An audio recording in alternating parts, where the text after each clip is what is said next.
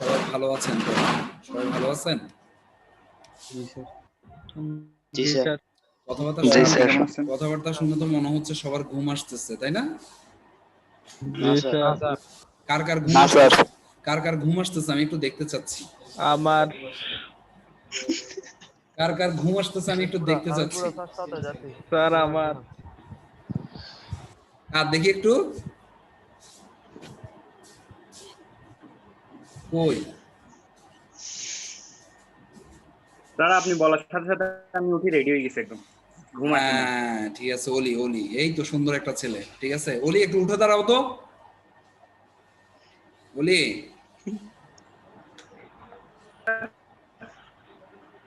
জি sir. উঠে দাঁড়াও, উঠে দাঁড়াও। অনলাইনে শাস্তি কিভাবে দেয় দেখছো? তারাই তো অনলাইনেও শাস্তি দেওয়া যায়, ঠিক আছে। ছোটবেলায় স্যারেরা মুরগি বানাই রাখতো না, আমি এরকম অনলাইনে মুরগি বানাই রাখবো, বুঝছো?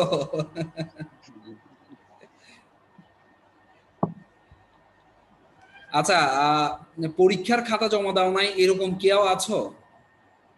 পরীক্ষার খাতা জমা দাও নাই এখন পর্যন্ত? কেউ কি আছো পরীক্ষার খাতা জমা দেওয়া হয় নাই? আচ্ছা, নেই। আমি গতকাল যে খাতাগুলো আসছে এগুলো এখনো দেখি নাই, এগুলো দেখলে আমি বুঝতে পারবো যে কারা কারা খাতা জমা দিচ্ছে। হ্যাঁ, সো চলে আসি আমরা আমাদের আজকের পড়াতে। স্যার বলেন বলেন স্যার বলেন। আমি আমি দিই নাই তো। আপনি আমার কে? Net disturb. আমি সাইদুজ্জামান। সাইদুজ্জামান। সাইদুজ্জামান দাও নাই কেন স্যার? আমি অন্য কোনো ক্লাস ঠিক করে পাই নাই তো, যার জন্য এখন আগের ক্লাসগুলো করতেছিলাম যে, যার জন্য এখন দিতে পারতেছি না। আমি আইসিটি পরীক্ষা তো আইসিটি নিয়ে বসিয়েছি সারাদিন না ধরে। না এখন না না, অ্যাকাউন্টিং ছিল এই ধরনের করলে তো হবে না, ঠিক আছে। এই ধরনের করলে সমস্যা কি হবে আমি বলি, তোমাদের সবাইকে বলে রাখছি। সেটা হচ্ছে তোমাদের সামনে যে পরীক্ষা হবে, মেইন পরীক্ষা হবে, এবং শুধুমাত্র এখন না, একদম লাস্ট পর্যন্ত ফার্স্ট ইয়ার সকল পরীক্ষা এবং একদম লাস্ট পর্যন্ত তোমাদের সেকেন্ড ইয়ারে গেলে একটা ফর্ম ফিল আপ হয়, যেটার পরে তোমরা বোর্ড পরীক্ষা দিতে পারবা। আমাদের কাছে এখন থেকে যে হিস্ট্রিগুলো থাকবে, এই হিস্ট্রিগুলো লাস্ট পর্যন্ত টানার পরে আমরা যদি মনে করি ক্লাস পারফরমেন্স, ক্লাস অ্যাটেন্ডেন্স এবং ক্লাস রেজাল্ট, এক্সাম রেজাল্ট, এই তিনটা ক্যাটাগরিতে যদি আমরা মনে করি এই স্টুডেন্টটাকে আমরা ফর্ম ফিল আপ করাতে ইচ্ছুক, হ্যাঁ, বা ফর্ম ফিল আপ করাবো, সেই ক্ষেত্রে কিন্তু শুধুমাত্র তোমরা ফর্ম ফিল আপ করতে পারবা। আমি আবারও বলছি, কয়েকটা বিষয় আমরা সেখানে দেখব। ক্লাস পারফরমেন্স, তুমি ক্লাসের রেসপন্স কেমন করছো।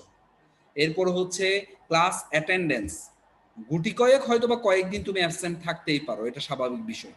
হ্যাঁ, তুমি তো আর প্রতিদিন হয়তো বা সম্ভব না, তোমার অসুস্থ থাকতে পারে যে কোনো কারণে। কিন্তু আমরা এই জিনিসটা একটু দেখবো, তোমার ক্লাস অ্যাটেন্ডেন্সটা কেমন আছে এবং তোমার এক্সাম রেজাল্ট। এই যে ছোটখাটো এক্সামগুলো নিচ্ছি এবং বড় বড় এক্সামগুলো নিচ্ছি, সবগুলো রেকর্ড থেকে যাবে অনলাইনে। সো এগুলোর রেজাল্ট সবকিছু সবকিছু একদম আজ থেকে 1.5-2 বছর পরে প্রত্যেকটা পরীক্ষাতে এগুলো কাউন্ট করা হবে।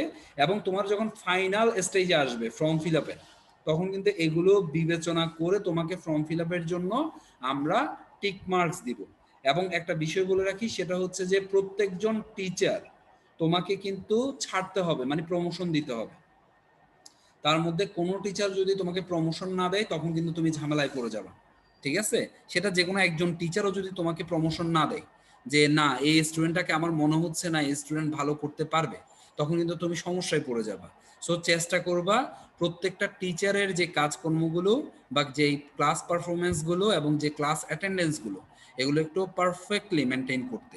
বাস যদি কোনো সমস্যা থাকে সেটা স্যারকে আগে একটু জানাতে চেষ্টা করবা, তাহলে তোমাদের ভবিষ্যতে আর ঝামেলায় পড়ার সম্ভাবনাটা খুব কম থাকবে।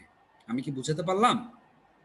জি স্যার বুঝছি। এখন আমি তো ক্লাস আগের রিভিউ ক্লাসগুলো করতে হইতেছে। আচ্ছা ঠিক আছে, মানে করো, রেকর্ডিং কোনো ক্লাস। সমস্যা নাই, করো, কোনো সমস্যা নাই। সো আপনার সামনে আপনার ফিনান্স ব্যাংকিং পরীক্ষা আছে, উইকলি টেস্টে। তো এখন আমি আপনার পরীক্ষার আগে দিয়ে করতেছি, আপনার গুলো শেষ করতেছি আচ্ছা রেকর্ডিং আচ্ছা ক্লাসগুলো। আচ্ছা আচ্ছা ঠিক আছে। ওইটার কারণে দিতে পারতেছি।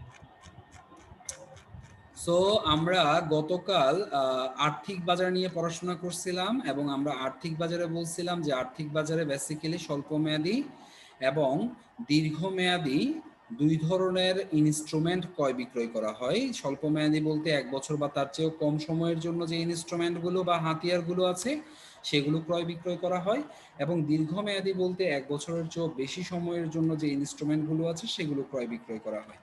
এবং আমরা এই যে আর্থিক বাজার বা ফিনান্সিয়াল মার্কেটকে আমরা দুই ভাগে ভাগ করছিলাম।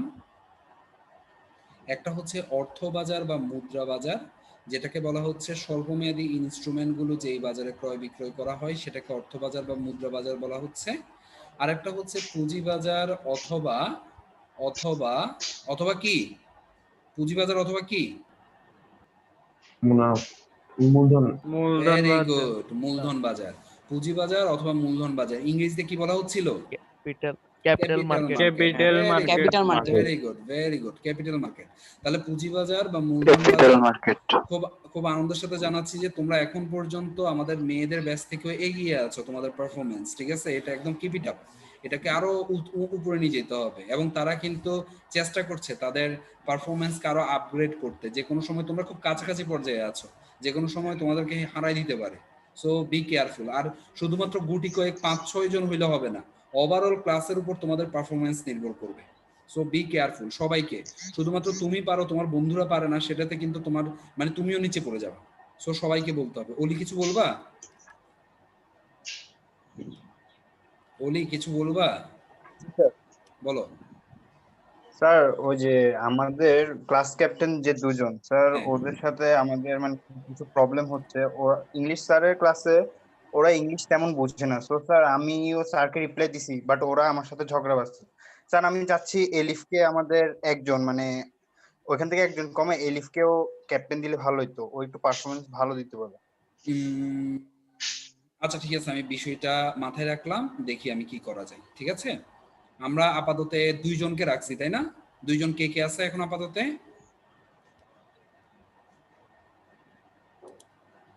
স্যার সাগর আর নিলয়। সাগর আর নিলয় আছে, তাই তো? আচ্ছা ঠিক আছে। এলিফ আইডি কত? Sir sir 30। আমি 30। কত বুঝি নাই আমি। 30? স্যার ফাহাদ আমি। ফাহাদ। তো ফাহাদকে তো আমি অঘোষিত একজন ক্যাপ্টেন করে দিছিলাম গত ক্লাসে। ফাহাদকে ক্যাপ্টেন হিসেবে নির্বাচিত করলে কারো কোনো আপত্তি থাকলে বলো। এই হাউসে যারা আছে অলরেডি 23 স্টুডেন্টস আছে, কারো কোনো আপত্তি আছে? আমি ফাহাদকেও ক্যাপ্টেন হিসেবে নাই। নির্বাচিত করতে চাচ্ছি। নেই স্যার, ভালো হবে। আচ্ছা ঠিক আছে, তাহলে আগের দুইজনের সাথে ফাহাদকেও আমি নির্বাচিত করলাম। ঠিক আছে, মানে হচ্ছে ফাহাদও এখন 3য় নাম্বার ক্যাপ্টেন। দ্যাট মিনস এখানে ফার্স্ট সেকেন্ড থার্ড বলে কিছু নাই, 3 জনাই ক্যাপ্টেন, কেউ ফার্স্ট কেউ সেকেন্ড না। হ্যাঁ, 3 জন ক্যাপ্টেনের দায়িত্ব পালন করবে, যে যেভাবে পারো, যেভাবে একজন আরেকজনকে, একজন না থাকলে আরেকজন, বা তোমাদের মধ্যে ডিসকাস করে। আর এই ধরনের বিষয়টা যে মানে কারোর সাথে কারো এখন, আচ্ছা একটা মিনিট।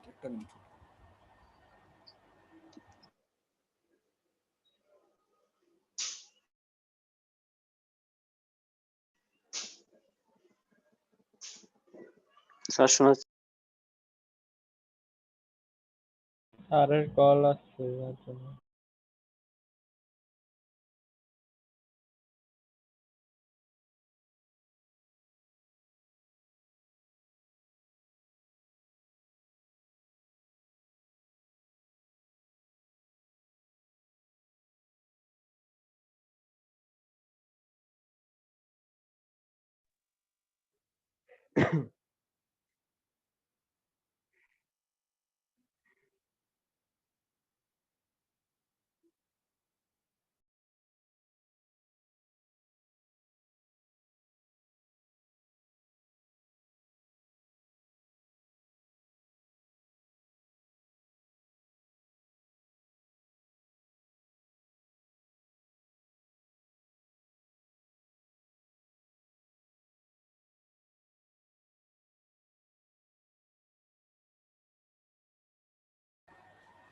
আচ্ছা, যেটা বলছিলাম সেটা হচ্ছে যে তাহলে আমরা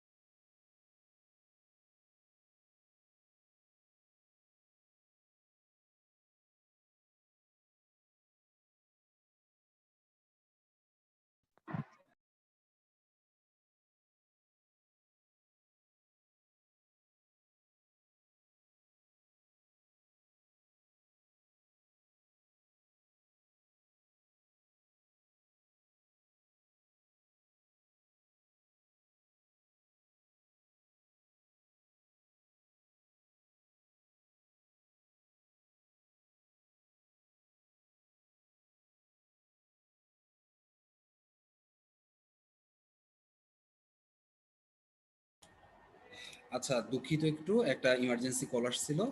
তো আমরা যেটা বলছিলাম সেটা হচ্ছে যে তাহলে আমরা নিলয় এবং সাগরের সাথে সাথে আমরা ফাহাদকেও নির্বাচিত করলাম, ঠিক আছে? এই তিনজন তাহলে আমাদের ক্লাস কন্ট্রোলিং, ক্লাস মনিটরিং এবং যাবতীয় ক্যাপ্টেন্সির যে দায়িত্বগুলো আছে সেই দায়িত্বগুলো পালন করবেন। কোনো সমস্যা হলে আমাকে জানাবেন, ঠিক আছে? সো চলে আসেন। ফাহাদ, তোমার কোনো আপত্তি নাই তো? না স্যার। আচ্ছা, ঠিক আছে, কংগ্রেচুলেশন। ঠিক আছে, সবাই ওকে কংগ্রেচুলেশন জানাও। Congratulation Fahad. Congress. Congratulations, Fahad. আচ্ছা, ঠিক আছে। চলো তাহলে আমরা আমাদের পড়াতে চলে আসি। তাহলে আমরা গত ক্লাসে যে পড়াশোনাটা করছিলাম সেটা হচ্ছে অর্থবাজার এবং পুঁজিবাজার। হ্যাঁ, তাহলে অর্থবাজার এবং পুঁজিবাজারের মধ্যে আমরা অর্থবাজারের মধ্যে যেটা পড়েছিলাম সেটা হচ্ছে অর্থবাজার হচ্ছে সেই বাজার যেখানের মধ্যে আমরা স্বল্পমেয়াদী ইনস্ট্রুমেন্টগুলো ক্রয় বিক্রয় করতে পারি। অর্থবাজার বা মুদ্রা বাজার হলো সেই আর্থিক বাজারের সেই অংশ যেখানে স্বল্পমেয়াদী মানে হচ্ছে 1 বছরের কম সময়ের জন্য যেই সম্পদগুলো সেগুলো ক্রয় বিক্রয় করা যায়। তাহলে এই সম্পর্কে আমরা জানলাম, কিন্তু এইখানের মধ্যে বলা হচ্ছে অর্থবাজার বা পুঁজিবাজারের একটা ইম্পর্টেন্ট কথা বলছে, সেটা হচ্ছে অর্থবাজারের কার্যক্রমের একটি গুরুত্বপূর্ণ উপাদান হচ্ছে কল মানি বাজার বা কল মানি মার্কেট, যেখানে কোনো ব্যাংকের তহবিল ঘাটতি থাকলে স্বল্প সময়ের জন্য অন্য ব্যাংক থেকে ধার নিয়ে প্রয়োজন মেটাতে পারে। বিষয়টা কেমন? বিষয়টা আমরা যখন প্রথম অধ্যায়ে আমরা একটা প্রবলেম দাঁড় করিয়েছিলাম যে একটা ব্যাংক যখন কম লিকুইডিটি বা কম তারল্য রাখে তখন কিন্তু একটা প্রবলেম হয়। প্রবলেম হচ্ছে কি? প্রবলেম হচ্ছে একটা সময় গিয়ে তার ব্যবসা চালানোর জন্য বা ব্যাংকিং যে ক্লায়েন্টদেরকে টাকা দেওয়ার ক্ষেত্রে তার অভাব হয়ে যায়। তখন সে একটা সমস্যায় পড়ে। তখন সে তার পাশে কোনো ব্যাংকের দ্বারস্থ হয় যে ভাই আমাকে 1 ঘন্টার জন্য কিছু টাকা ধার দেন, আমার ক্লায়েন্টটাকে একটু স্যাটিসফাই করতে হচ্ছে, সে একটা চেক নিয়ে আসছে। তাহলে দেখো, এবি ব্যাংকের হঠাৎ করে টাকার প্রয়োজন হলো, এনসিসি ব্যাংকের কাছে কল দিল। এনসিসি ব্যাংক বলল ঠিক আছে স্যার, আপনার 10 লক্ষ টাকার দরকার, আমি 1 ঘন্টার জন্য আপনাকে 10 লক্ষ টাকা দিচ্ছি, তার বিপরীতে আপনি 1 ঘন্টা পর আমাকে 10,10,000 টাকা দিতে হবে। মানে 10,000 টাকা হচ্ছে সুদ। তাহলে এই একটা নির্দিষ্ট পার্সেন্টেজে সুদের বিপরীতে 1 ঘন্টার জন্য এনসিসি ব্যাংক এবি ব্যাংকের কাছে টাকাটা ধার দিচ্ছে। তাহলে দেখো, এনসিসি ব্যাংকের সাথে এবি ব্যাংকের যেই ইন্টারনাল একটা লেনদেন হচ্ছে এবং ইন্টারনাল লেনদেনটা একটা ব্যাংকের সাথে আরেকটা ব্যাংকের হচ্ছে, বাইরের কারোর সাথে হচ্ছে না, ব্যাংক টু ব্যাংক। ওই জন্য এই লেনদেনটাকে বলা হচ্ছে আন্তঃ ব্যাংকিং লেনদেন অথবা inter bank transaction. Inter bank মানে কি? এক ব্যাংকের সাথে অন্য ব্যাংক।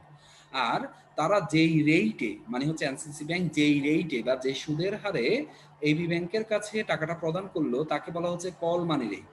যে সুদের হারে এই অর্থ ধার করা হয় তাকে বলা হচ্ছে কল মানি রেট। কারো কোনো সমস্যা আছে? বুঝতে পারছো?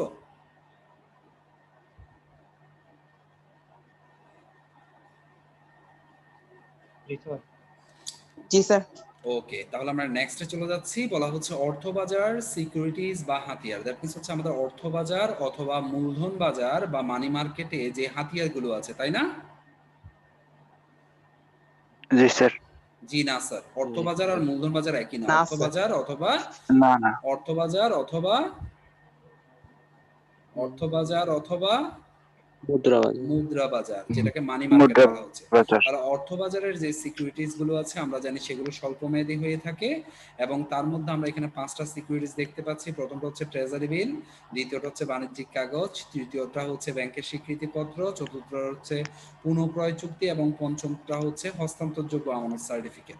সো চলে আসি আমরা। স্বীকৃতিপত্র দিছে যে, বুঝি নাই কিসে? স্বীকৃতির জায়গায় সাক্ষী দিছে। ও আচ্ছা আচ্ছা, স্বীকৃতিপত্র, ব্যাংকের স্বীকৃতিপত্র। হ্যাঁ, চলে আসো তাহলে ট্রেজারি বিল। ট্রেজারি বিল নিয়ে আমরা আগেও আলোচনা করেছিলাম, আজকে একটু আপনাদের কাছ থেকে আলোচনা জানতে চাচ্ছি। ফাহাদ বলো, ট্রেজারি বিল সম্পর্কে কি কি জানো বলো।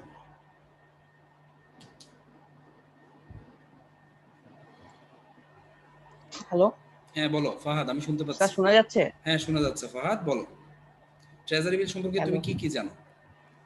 ফাহাদ, আমি শুনতে পাচ্ছি, তুমি বলো। আমি একাই গেছি নাকি স্যার? স্যার শোনা যাচ্ছে? হ্যাঁ হ্যাঁ শোনা যাচ্ছে, আমি শুনতে পাচ্ছি স্পষ্ট, তুমি বলো। কি? ফাহাদ, আমাকে শুনতে পাচ্ছ না?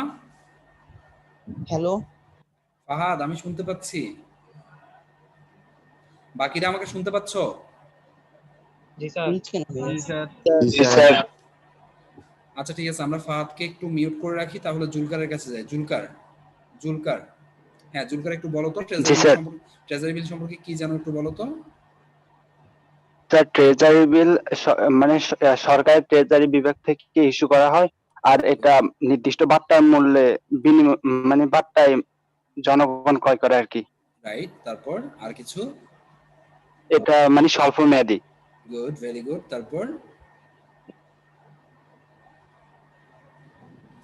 আর এটাতে মানে এদের জনগণের কোনো ক্ষতির সম্ভাবনা নাই, দ্যাট মিন্স হচ্ছে তুমি কি এটা মানে বলতে চাচ্ছ লাভ যে লস। এখানে কোনো ঝুঁকি নাই, এটা বলতে চাচ্ছ? জি স্যার, জি। Very good, very good, very good Zulkar. আচ্ছা আমি একটু আলোচনা করছি। ট্রেজারি বিল হচ্ছে সরকারের পক্ষে ট্রেজারি ডিপার্টমেন্ট কর্তৃক ইস্যুকৃত একটা স্বল্পমেয়াদী কাগজ। আমি আবারও বলছি, ট্রেজারি বিল হচ্ছে সরকারের পক্ষ থেকে ট্রেজারি ডিপার্টমেন্ট কর্তৃক ইস্যুকৃত একটি স্বল্পমেয়াদী কাগজ, যেটার সংগ্রাহক হচ্ছে বাংলাদেশ ব্যাংক। দ্যাট মিন্স হচ্ছে বাংলাদেশ ব্যাংকের কাছে এটা সংগ্রহকৃত থাকে। দ্যাট মিন্স আমরা যদি ক্রয় করতে চাই, আমরা বাংলাদেশ ব্যাংকের কাছ থেকে ক্রয় করতে পারবো। আমরা তো ট্রেজারি ডিপার্টমেন্টে যেতে পারবো না, বাংলাদেশ ব্যাংকের কাছ থেকে ক্রয় করতে পারবো। তো ঘটনাটা কিরকম? ঘটনাটা হচ্ছে ট্রেজারি যে বিলটা, এটা একটা কাগজ, এবং এই কাগজের একটা ফেস ভ্যালু বা লিখিত মূল্য থাকবে। বলা হচ্ছে ওই ফেস ভ্যালু বা লিখিত মূল্যে জনগণের কাছে বা বিনিয়োগকারীর কাছে কিন্তু এটা বিক্রি করা হয় না, এটা বাট্টাকৃত মূল্যে বিক্রি করা হয়। বাট্টাকৃত মূল্য মানে কিরকম? আমি ধরে নিলাম ফেস ভ্যালু হচ্ছে 1000 টাকা, তাহলে এটা তার চেয়েও কম মূল্যে বিক্রি করা হবে। দ্যাট মিন্স আমি ধরে নিলাম 900 টাকায় বিক্রি করা হবে। তাহলে আমরা যখন এই ট্রেজারি বিলটা ক্রয় করতে যাব, তখন আমরা ওই বিলটা, সাউন্ড অফ করো, তার পাশে থেকে সাউন্ড আসছে। আচ্ছা, আমরা যখন এই বিলটা ক্রয় করতে যাব, তখন আমরা এই বিলটা 900 টাকায় ক্রয় করতে পারবো। তাহলে 1000 টাকার বিলটা আমি ক্রয় করছি 900 টাকা দিয়ে। তাহলে দেখো, আমি কিন্তু বাট্টাকৃত মূল্যে ক্রয় করছি। দ্যাট মিন্স মাঝখানে 100 টাকা কম দিচ্ছি, এই কমটাকে বলা হচ্ছে ডিসকাউন্ট অথবা বাট্টা। তাহলে আমি দিলাম 900 টাকা, কিন্তু পেলাম 1000 টাকার একটা ট্রেজারি বিল। এটা কয় মাসের জন্য? এটা 3 মাসের জন্য হতে পারে, 6 মাসের জন্য হতে পারে, 9 মাসের জন্য হতে পারে, মানে 1 বছরের চেয়েও কম সময়ের জন্য হতে পারে। তাহলে এই ক্ষেত্রে বলা হচ্ছে, যদি আমি 3 মাসের জন্য ট্রেজারি বিলটা ক্রয় করি, তাহলে 3 মাস পরে, বরাবর 3 মাস পরে আমি যখন ট্রেজারি বিলটা বাংলাদেশ ব্যাংকের কাছে ব্যাক করব, তখন বাংলাদেশ ব্যাংক কিন্তু আমাকে 900 টাকা না 1000 টাকা প্রদান করবে। আমি কিন্তু বাংলাদেশ ব্যাংকে 900 টাকা প্রদান করছিলাম, কিন্তু বাংলাদেশ ব্যাংক আমাকে প্রদান করলো 1000 টাকা। তাহলে এই 3 মাস আমি এই টাকাটার বিপরীতে 100 টাকা প্রফিট পেলাম। তাহলে এই প্রফিটটা কি? এই প্রফিটটা কিন্তু সুদ না, এই প্রফিটটা হচ্ছে মুনাফা। এখন মুনাফা কেন বলছি? কারণ হচ্ছে এই প্রফিটটা ফেস ভ্যালুর উপরে কোনো টাকা দিচ্ছে না। এই প্রফিটটা হচ্ছে আমার ফেস ভ্যালুর চেয়েও যেই কম মূল্যে আমি প্রদান করছিলাম, ওই কম মূল্যটাই হচ্ছে আমার এখানের মধ্যে মুনাফা। এবং বলা হচ্ছে এটার মালিক যেহেতু সরকার, সরকার কখনো দেউলিয়া হবে না, আর ওই জন্য বা সরকার কখনো পালাই যাবে না। কোনো ছোটখাটো কোম্পানি, বড় কোম্পানি পালাই যাইতে পারে, দেউলিয়া হইতে পারে, কিন্তু সরকার তো আর পালাই যাবে না। সো এখানে কোনো ধরনের ঝুঁকি নেই। সো এইখান থেকে যে তুমি 100 টাকা ইনকাম করলা, এই ইনকামটা হচ্ছে একেবারে চোখে নাকে তেল দিয়ে ঘুমানোর মতো ইনকাম। মানে এখানে কোনো ধরনের রিস্ক নাই। তুমি একদম চোখ বন্ধ করে 3 মাস পর 100 টাকা প্রফিট পাবা, এটা ধরে নিতে পারো যেদিন তুমি ক্রয় করলা। এটাকেই বলা হচ্ছে ট্রেজারি বিল। আশা করি কারো কোনো সমস্যা নাই, রাইট? জি স্যার। স্যার এটাকে সুদ কেন বলা হবে না? সুদ বলতে যেটা বুঝাই, সেটা হচ্ছে যে আমাদের ফেস ভ্যালুর উপর যদি কোনো ধরনের পার্সেন্টেজ প্রদান করে, সেটাকে আমরা সুদ বলি। এটা তো ফেস ভ্যালুর উপরে কোনো পার্সেন্টেজ প্রদান করা হচ্ছে না, এটা হচ্ছে যে তোমার ফেস ভ্যালু এবং ক্রয় মূল্যের মাঝখানে যেই পার্থক্যটা, সেটা হচ্ছে আমাদের জন্য। আর সেই জন্য এটাকে মুনাফা বলা হচ্ছে। এই যে দেখো এখানে লিখছে, কারণ এই বিলের উপর কোনো এটা কুপন সুদ নেই। কুপন সুদ মানে হচ্ছে সুদ, সুদ নেই, এখানে কোনো সুদ দেওয়া হয় না। হ্যাঁ বলো। এটা কি ওই কোম্পানিতে শেয়ার দিলে যেরকম একটা আয় পায়, ওইরকম টাইপের না অনেকটা? মানে ওখানে তো সুদ হয় না, ওখানে হ্যাঁ, না কোম্পানি থেকে কোম্পানির আয়ের ক্ষেত্রে তুমি আয়টা পেতেও পারো, নাও পেতে পারো, কিন্তু এখানে কিন্তু এটা ফিক্সড, তুমি পাবা। অগ্রাধিকার শেয়ারের মতো। অগ্রাধিকার শেয়ারের ক্ষেত্রেও কিন্তু কোম্পানির লস হইলে পরের বছর টাকাটা দিবে, প্রথম বছর টাকাটা নাও দিতে পারে। আমি বলছিলাম না এরকম বারবার লস ওইটা হইলে। বুঝছি না, কিন্তু আমি বলতে চাইতেছি যে ওখানে যেরকম ওইটা সুদ ধরে না, ওইটা মুনাফা বা প্রফিট না, ধরে, ওইটা এরকম। শেয়ারের ক্ষেত্রে আবার সুদও না, সেটা হচ্ছে শেয়ারের ক্ষেত্রে সুদও বলে না, মানে হচ্ছে লাভও বলে না, এটাকে বলা হয় লভ্যাংশ। এক একটার ক্ষেত্রে এক একটা ওয়ার্ড ইউজ করা হয়। হ্যাঁ, শেয়ারের ক্ষেত্রে ইউজ করা হয় লভ্যাংশ, যেমন অগ্রাধিকার শেয়ারের ক্ষেত্রে লভ্যাংশ, আবার সেটা যদি বন্ড বা ডিবেঞ্চারের ক্ষেত্রে হয় সেখানে তুমি আবার লভ্যাংশ ওয়ার্ডটা ব্যবহার করতে পারো না, সেখানে আবার তোমাকে সুদ ব্যবহার করতে হবে। মানে কার ক্ষেত্রে কোন ওয়ার্ডটা ইউজ, সাধারণ শেয়ার অগ্রাধিকার শেয়ারের ক্ষেত্রে তুমি সুদ ব্যবহার করতে পারবে না, সেখানে তোমাকে লভ্যাংশ ব্যবহার করতে হবে। আবার বন্ডে গেলে তোমাকে, ডিবেঞ্চারে গেলে বা ঋণপত্রে গেলে তোমাকে সুদ ব্যবহার করতে হবে। বিষয়টা এরকম, ঠিক আছে? জি স্যার। চলে আসি তাহলে এরপরে বাণিজ্যিক কাগজ বা কমার্শিয়াল পেপার। আমরা কমার্শিয়াল পেপার বা বাণিজ্যিক কাগজ, মনে রাখবা ট্রেজারি বিল আর কমার্শিয়াল পেপার বা বাণিজ্যিক কাগজের মধ্যে কোনো পার্থক্য নাই, শুধুমাত্র একটা জায়গা ছাড়া। আমি আবারও বলছি, কোনো পার্থক্য নাই, শুধুমাত্র একটা জায়গা ছাড়া। সেটা কি? সেটা হচ্ছে ট্রেজারি বিল সরকার কর্তৃক ইস্যু করা হয় বা সরকারের পক্ষ থেকে ট্রেজারি ডিপার্টমেন্ট কর্তৃক ইস্যু করা হয়। আর বাণিজ্যিক কাগজ সাধারণত ইস্যু করে বড় বড় প্রাইভেট প্রতিষ্ঠানগুলো, বড় বড় প্রাইভেট যে কোম্পানিগুলো আছে, বিভিন্ন ধরনের বড় বড় কোম্পানি যেগুলো আছে, তারা এই কাগজগুলো বিক্রি করে থাকে। তাহলে এই কাগজগুলো বড় বড় কোম্পানি স্বল্পমেয়াদী অর্থ সংস্থানের জন্য বিক্রি করে থাকে। তার বিপরীতে তাদেরকে কোনো জামানত প্রদান করতে হয় না, কারণ হচ্ছে তারা বড় কোম্পানি বিদায় সবাই তাদেরকে বিশ্বাস করে। তবে এখানে কিছুটা ঝুঁকি আছে, ঝুঁকি কিছুটা কম, একদম নাই বলা যাবে না, যেহেতু সরকার তো দেউলিয়া হবে না, বড় কোম্পানিও হুটহাট দেউলিয়া হয় না, তবে হতেও তো পারে, না হওয়ার তো কোনো কিছু নাই। যে কোনো কোম্পানি, যত বড় কোম্পানিই হোক, সে কিন্তু ধ্বংস হতেই পারে যে কোনো একটা ভুলের কারণে। সো ঝুঁকি নাই বললে ভুল হবে, বাণিজ্যিক কাগজে মানে কিছুটা ঝুঁকি আছে, স্বল্প পরিসরে ঝুঁকি আছে। হ্যাঁ, আর প্রত্যেকটা জিনিস সেম, ট্রেজারি বিলে যা যা বলছি বাণিজ্যিক কাগজে সেম তা সুন্দর করে একটু পড়বেন, পড়ে যদি কারো সমস্যা থাকে আমাকে একটু জানাবেন। আমি কি বুঝাতে পারলাম? জি স্যার। আমি তাহলে নেক্সটে যাচ্ছি, হস্তান্তরযোগ্য আমানত সার্টিফিকেট, যেটাকে বলা হচ্ছে নেগোশিয়েবল সার্টিফিকেট টু ডিপোজিট। বিষয়টা কেমন বলি? বিষয়টা হচ্ছে যে ব্যাংক তোমার কাছ থেকে টাকা নিবে। এতক্ষণ আমরা যেটা দেখছি সেটা হচ্ছে সরকার টাকা নিচ্ছে ট্রেজারি বিলের বিপরীতে। এরপরে যেটা দেখলাম সেটা হচ্ছে বড় বড় প্রাইভেট কোম্পানিগুলো কমার্শিয়াল পেপারের বিপরীতে টাকা নিচ্ছে। এখন এই যে বাণিজ্যিক ব্যাংক যারা আছে, বাণিজ্যিক ব্যাংক বলতে কি বোঝায়? বাংলাদেশ ব্যাংক নামে একটা ব্যাংক আছে বাংলাদেশে, যেটাকে আমরা সেন্ট্রাল ব্যাংক বা কেন্দ্রীয় ব্যাংক বলতে পারি। ওই ব্যাংকটা হচ্ছে কোনো ধরনের মুনাফা অর্জনের জন্য এটা প্রতিষ্ঠিত না। আমি আবারও বলছি, মানে হচ্ছে যে সবাই কি শুনতে পাচ্ছ? জি স্যার। জি স্যার। আচ্ছা, আমি আবারও বলছি যে আমাদের যে বাংলাদেশ ব্যাংক নামে বা কেন্দ্রীয় ব্যাংক নামে একটা ব্যাংক আছে, বাংলাদেশ ব্যাংক, কেন্দ্রীয় ব্যাংক, তাদের মূল উদ্দেশ্য কিন্তু মুনাফা অর্জন না। তাদের মূল উদ্দেশ্য হচ্ছে আমাদের বাকি যে ব্যাংকগুলো আছে বাংলাদেশে, সেই ব্যাংকগুলোকে তদারকি করা, কন্ট্রোল করা এবং আমাদের যে জনকল্যাণ সাধন, এই জনকল্যাণ সাধন করা এবং আমাদের ইকোনমিক্যাল ডেভেলপমেন্ট করা হচ্ছে বাংলাদেশ ব্যাংকের মূল উদ্দেশ্য। বাংলাদেশ ব্যাংকের মূল উদ্দেশ্য মুনাফা অর্জন না। বাংলাদেশ ব্যাংক ছাড়া বাংলাদেশে যেই মানে হচ্ছে প্রায় 62 ব্যাংক আছে, 62টা ব্যাংক আছে, ওই ব্যাংকগুলো হচ্ছে বাণিজ্যিক ব্যাংক। তার মধ্যে সরকারি ব্যাংক আছে, বাণিজ্যিক সরকারি ব্যাংক আছে, যেমন হচ্ছে আমরা সোনালী, রূপালী, অগ্রণী, জনতা, এরা হচ্ছে আমাদের সরকারি বাণিজ্যিক ব্যাংক। হ্যাঁ, উত্তরা, কৃষি, ঠিক আছে, এই ধরনের শিল্প ব্যাংক, এই ধরনের অনেকগুলো ব্যাংক আছে যারা হচ্ছে সরকারি বাণিজ্যিক ব্যাংক। আমরা যদি বেসরকারি বাণিজ্যিক ব্যাংকের কথা বলি, যেমন আমরা সাউথ ইস্ট ব্যাংক বলতে পারি, মিউচুয়াল ট্রাস্ট ব্যাংক বলতে পারি, ইউসিবিএল বলতে পারি, এমসিসি, এবি, ঠিক আছে, ইসলামিয়া ব্যাংক, ঠিক আছে, অনেক হরেক রকমের ব্যাংক আছে। এই সকল ব্যাংকগুলো তাদের স্বল্প মেয়াদী টাকার দরকার, তাহলে তারা একটা কাগজ বিক্রি করতেছে কাদের কাছে? আমাদের কাছে। আমরা কে? আমরা হচ্ছি আমানতকারী বা ক্লায়েন্ট বা বিনিয়োগকারী আমরা। হ্যাঁ, তো আমরা গেলাম, আমরা যাওয়ার পরে ব্যাংক বললো আপনাদেরকে এই কাগজটা আপনাদের কাছে বিক্রি করা হবে আগামী 6 মাসের জন্য, 3 মাসের জন্য, 9 মাসের জন্য। তার বিপরীতে কি হবে বলা হচ্ছে, 6 মাসের জন্য আপনি যদি এই বিলটা গ্রহণ করেন, তার বিপরীতে আমাকে এই পরিমাণ টাকা, এই কাগজের দাম হচ্ছে এত টাকা, এই টাকাটা আমাকে দিতে হবে।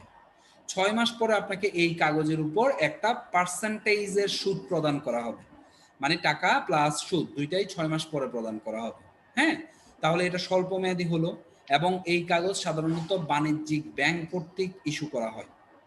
তাহলে আমরা বাণিজ্যিক কাগজের সাথে হস্তান্তরযোগ্য আমানত সার্টিফিকেটের একটা পার্থক্য দেখতে পাচ্ছি, যেটা হচ্ছে হস্তান্তরযোগ্য সার্টিফিকেটের উপর সুদ দেওয়া হয় এবং হস্তান্তরযোগ্য সার্টিফিকেট সাধারণত বাণিজ্যিক ব্যাংকগুলো প্রকাশ করে থাকে। আচ্ছা, আরেকটা বিষয় হচ্ছে এই হস্তান্তরযোগ্য সার্টিফিকেট তুমি 6 মাসের জন্য ক্রয় করলা, 5 মাস যাওয়ার পরে তোমার হঠাৎ করে ইমার্জেন্সি টাকার দরকার হলো, তুমি ব্যাংকের কাছে এটা বিক্রি করতে পারবে না।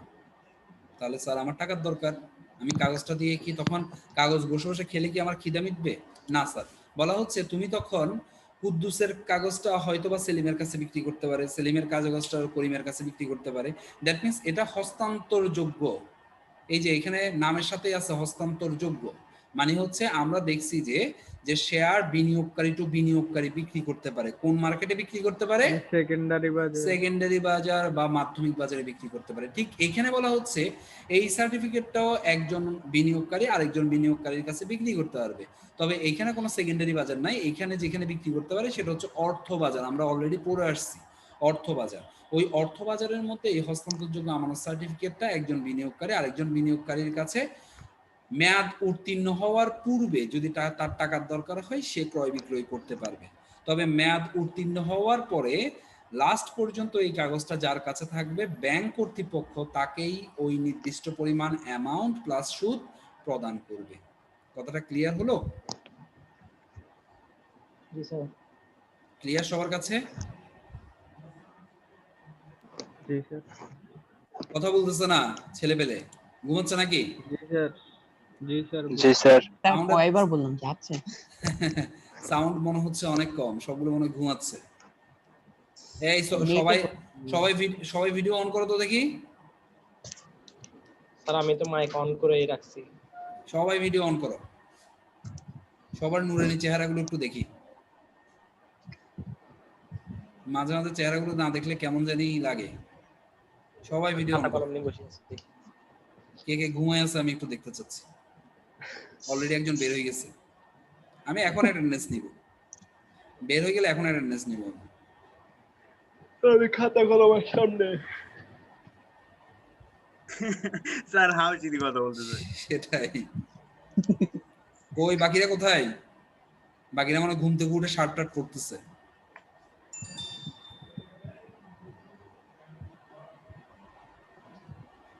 প্রীতম চুল কাটছো?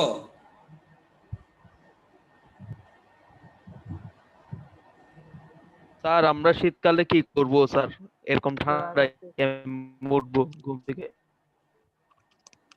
তোমরা শীতকালে তোমাদের ক্লাস হচ্ছে 9টা থেকে, ঠিক আছে? আমার মনে আছে আমি যখন ইউনিভার্সিটিতে ভর্তি হয়েছি, আমাদের ফার্স্ট ইয়ার, বুঝছো, ফার্স্ট ইয়ারে তো মানে তখন নতুন নতুন ইউনিভার্সিটিতে অনেক কষ্ট করে পড়াশোনা করে চিটু ইউনিভার্সিটিতে মানে হচ্ছে যে একটা জায়গা করে নিলাম। তো মানে খুব আগ্রহ। তখন আমরা শাটল ট্রেনে যাওয়া আসা করতাম। প্রথম তো 2 বছর শাটল ট্রেনে যাওয়া আসা করছি, আস্তে আস্তে এরপরে ট্রেন আর ইউজ করি নাই তেমন একটা খুব বেশি। তো শাটল ট্রেনের মজাটাই আলাদা, বুঝছো, মানে হচ্ছে বন্ধু বান্ধব, হই হুল্লোড়, গান, আড্ডা, চমৎকার একটা পরিবেশ। চমৎকার। ট্রেনের ভিতরে তোমার বন্ধুদের সাথে তুমি আড্ডা মারতে মারতে হেলে দুলে ইউনিভার্সিটিতে যাচ্ছ সকালবেলা। তো আমাদের 7:10 ট্রেন ছিল, ফার্স্ট ট্রেন ছিল 7:10। হ্যাঁ, তো 7:10 ট্রেন ধরতে হলে আমরা বাসা থেকে বের হইতে হবে 6:30টায়। এই শীতের সময়, ঠিক আছে, কম্বলের নিচ থেকে উঠে ওকে তুমি ফ্রেশ ট্রেশ হয়ে হালকা পাতলা নাস্তা করলে করলা, না করলে নাই, ঠিক আছে, তুমি সোয়েটার টোয়েটার পরে। আর শীতকাল তো বুঝো, শীতকাল হচ্ছে খুব চমৎকার একটা ঋতু, যে ঋতুতে তুমি খাওয়া দাওয়ার চেয়েও যেটা সবচেয়ে ইন্টারেস্টিং, তুমি সেইভাবে স্টাইল করতে পারবা। স্টাইলের জন্য হচ্ছে শীতকাল পারফেক্ট। হ্যাঁ, কালারফুল ড্রেস পরতে পারবা, জ্যাকেট, ব্লেজার, কোট, যা ইচ্ছা। হ্যাঁ, তুমি যত টাইপের স্টাইল করতে চাও, ফ্যাশনিস্ট যারা আছে তাদের জন্য শীতকালটা হচ্ছে বেস্ট। তো ইউনিভার্সিটিতে সবাই কালারফুল, ঠিক আছে, কালারফুল ড্রেস আপ, মানে হচ্ছে কেক আপ থেকেও সুন্দর সুন্দর কোট, সোয়েটার, ব্লেজার পরে যাবে। হ্যাঁ, সবাই তার দিকে তাকাই থাকবে, একটা বিষয় আছে না? তো এখন কথা হচ্ছে আবার আড্ডা দেওয়া, সবকিছু মিলে আসলে সকালবেলা ঘুমটা হইতো না। সকালবেলা ঘুম থেকে উঠে বন্ধু বান্ধবের সাথে দেখা হবে, শীত কি সেখানের মধ্যে মোটামুটি সবাই রেডি হয়ে সবাই চলে যেতাম। ওকে, এরপরে ট্রেনে একজন আরেকজনের জন্য সিট ধরা, সবাই একসাথে আসা। আবার মনে করো ট্রেন ছেড়ে দিছে, কেউ একজন বন্ধু একজন আসতে লেট হয়েছে, তারা বারবার ফোন করে তাড়াতাড়ি আয়, এই যে একটা বিষয়। এরপর ট্রেনে উঠলাম, ট্রেনে ওঠার পরে সবাই মিলে গান ধরা, আড্ডা দেওয়া। হ্যাঁ, গান ধরা, সেখানে কিন্তু ট্রেনে কিন্তু খুব গান হয়, তোমরা জানো কিনা জানি না। ট্রেনের পেছনে বগি, হ্যাঁ, ট্রেনের মধ্যে খুব তোমাদেরকে আসলে সরাসরি যদি আমি ক্লাস পেতাম, ইউনিভার্সিটির গল্প করতাম, ভালো লাগতো তোমাদের কাছে। সব ব্যাচের সাথেই করি, এতে তোমাদের ইনস্পাইরেশনটা একটু বাড়ে। তো সেই ক্ষেত্রে আড্ডা দিতাম। এরপরে ইউনিভার্সিটিতে মোটামুটি 50 মিনিট সময় লাগে ইউনিভার্সিটিতে যেতে। ইউনিভার্সিটিতে নেমে গিয়ে হ্যাঁ, তারপর হচ্ছে যে আবার সেখানের মধ্যে টি স্টল গুলো আছে, আমাদের ইউনিভার্সিটির টং গুলো, যেগুলো একদম খাঁটি বাংলায় টং বলে, খুবই ইন্টারেস্টিং। এগুলো পুরোটাই আমাদের দখলে, ইউনিভার্সিটির টং, সবগুলোই ছাত্রছাত্রী, ওখানে আর কেউ নাই। সো ওখানে বসে বসে গরম গরম নাস্তা, চা, ঠিক আছে, ইন্টারেস্টিং ব্যাপার। সেই সাথে আড্ডা, সেই সাথে আড্ডা। আমি চিটু ইউনিভার্সিটির কথা বলছি, চিটু ইউনিভার্সিটি। জি ওকে, স্যার, শুনছি অনেক সুন্দর। হ্যাঁ, তারপর হচ্ছে যে আমাদের যে ক্যাফেটেরিয়াটা আছে, আমাদের বিবিএ ফ্যাকাল্টির যে ক্যাফেটেরিয়া, এক্সট্রা অর্ডিনারি মজা, এক্সট্রা অর্ডিনারি মজা। হ্যাঁ, মানে হচ্ছে তুমি গোল টেবিলে সবাই চারিদিকে বসতেছে, নাস্তা করতেছে। হ্যাঁ, আবার নাস্তা করার ক্ষেত্রে মনে করো কেউ একজন নাস্তা নিয়ে আসতেছে সবার জন্য, ঠিক আছে, সবার থেকে আবার চাঁদা তুলে হয়তো বা টাকা তুলতেছে। সবাই স্টুডেন্ট, শেয়ারিং কেয়ারিং আমরা বিশ্বাসী। সো স্টুডেন্ট লাইফে সবাই যে নাস্তার টাকা তুলে একজনে গিয়ে নাস্তা নিয়ে আসতেছে, সবাই মিলে খাচ্ছি আর হই হুল্লোড় করতেছে, ওখানে আবার গান ধরতেছে, গান করতেছে সবাই, গানটার করে সব শেষ, ক্লাস টাইম হয়েছে, সবাই ক্লাসে চলে গেছে, যার যার ক্লাস আছে সে ক্লাসে চলে গেছে। ক্লাস শেষ, আবার ক্যাফেটেরিয়াতে এসে চলে আসছে, ক্যাফেটেরিয়াতে এসে আবার গান, হই হুল্লোড়, আড্ডাবাজি, এরপরে হচ্ছে নাস্তা করা। মানে চমৎকার একটা বিষয়, বুঝতে পারছো? তো এখন বিষয়টা হচ্ছে ঘুম তো যাইতেই হবে, শীতকাল। তো আমরা যদি 6:30টায় বা 6টায় ঘুম থেকে উঠতে পারি, আমার মনে হচ্ছে তোমরা বাসায় অন্তত 9টায় ক্লাসে অ্যাটেন্ড করা খুব কঠিন হবে না। হ্যাঁ, 8টা বাজে স্যার উঠতে হবে। বাইরেতে স্যার খবর হয়ে যাবে।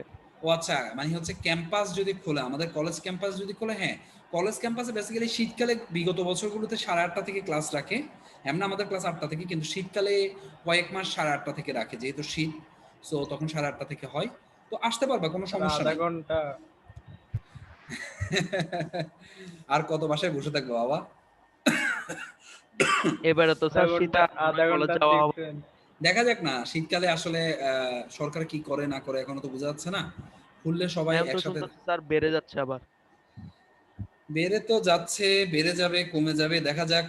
আমরা সৃষ্টিকর্তার কাছে প্রার্থনা করব আমরা যাতে সবাই সুস্থ থাকতে পারি। হয়তো বা কলেজে আসতে পারছি না, কিন্তু সবার সাথে তো দেখা সাক্ষাৎ হচ্ছে। অন্তত বিজয় স্যারকে তো তোমরা সবাই চেনো, বিজয় স্যারের একদম রিয়েল ক্লাসগুলো হয়তো বা করতে পারছো। হয়তো বা ক্লাসে থাকলে তোমাদের সাথে আর একটু ইন্টারেস্টিং ভাবে ডিল করতে পারতাম, আর একটু মজা করতে পারতাম। হ্যাঁ, তোমাদেরকে একটু হয়তো বা অন্য টাইপের একটা ক্লাস প্রেজেন্ট করতে পারতাম। এখন হয়তো বা কিছুটা লিমিটেশন আছে, নাই যে তা না, কিন্তু তারপরেও আমরা চেষ্টা করছি সর্বোচ্চ সাপোর্টটা দেওয়ার জন্য। আর আমি ব্যক্তিগতভাবে খুবই স্যাটিসফাইড আমার এই ব্যাচের স্টুডেন্টগুলোকে নিয়ে। হ্যাঁ, আমি এখন পর্যন্ত আমার মানে হচ্ছে প্রতি বছর বলবো না, বিগত বছরেও আমি ছেলেদের কাছ থেকে মাঝে মাঝে কিছু ধরনের প্রবলেম ফেস করতাম। হ্যাঁ, দুই একটার কাছ থেকে আর কি, সবগুলো তো আর মনে করো পুরো ক্লাসের সবাই তো আর এত ভালো না, দুই একটা হয়তো বা একটু এদিক সেদিক পড়ে যেত। কিন্তু এইবার কেন জানি আমার মনে হচ্ছে এখন পর্যন্ত, ঠিক আছে, আমার প্রত্যেকটা স্টুডেন্টকে আমার এখন পর্যন্ত খুব ভদ্র, সভ্য এবং সিনসিয়ার মনে হচ্ছে। তো এই জিনিসটা তোমরা মেনটেন করার চেষ্টা করবা। এবং এখন পর্যন্ত আমি আবারও বলছি, প্রত্যেকবার মেয়েরা এগিয়ে থাকে, এখন পর্যন্ত আমার মনে হচ্ছে ছেলেরা এগিয়ে আছে। এটা খুবই ভালো একটা পজিটিভ সাইড। সো ইন ফিউচারে তোমরা চেষ্টা করবে এই সাইডটাকে একটু ধরে রাখতে। হ্যাঁ, অন্তত ক্লাস টিচার হিসেবে আমি যাতে প্রিন্সিপাল স্যারকে ইন ফিউচারে যে কোনো মিটিংয়ে বড় মুখ করে বলতে পারি যে আমার ছেলেগুলো অলওয়েজ বেস্ট, এদের নিয়ে কোনো কথা হবে না। তাই তো পারবা তো না রাখতে জিনিসটা? জি স্যার, অবশ্যই ইনশাআল্লাহ। আচ্ছা, স্যার ইনশাআল্লাহ। ঠিক আছে, আজকে এতটুকু পর্যন্ত আমি ক্লাস রেকর্ড দিয়ে দিব। যাদের প্রবলেম হচ্ছিল তারা ক্লাস রেকর্ডটা দেখে নিও, আর সবাই একটু দেখে নিতে পারো, কাজে আসবে। সো ভালো থাকিও, সুস্থ থাকিও, ধন্যবাদ সবাইকে। স্যার প্রেজেন্ট হ্যাঁ ফাহাদ, প্রেজেন্টটা নাও। প্রেজেন্ট সব নিয়ে ফেলতে স্যার, সব নিয়ে রাখছি। আচ্ছা, ঠিক আছে, তাহলে রাখছি। আর প্রেজেন্টটা দেওয়ার সময় অবশ্যই সিরিয়াল মেনটেন করে দিবা, এখনো সিরিয়াল হচ্ছে না, অবশ্যই নিজেরা সিরিয়াল মেনটেন করে আমাকে দিবা। ঠিক আছে স্যার।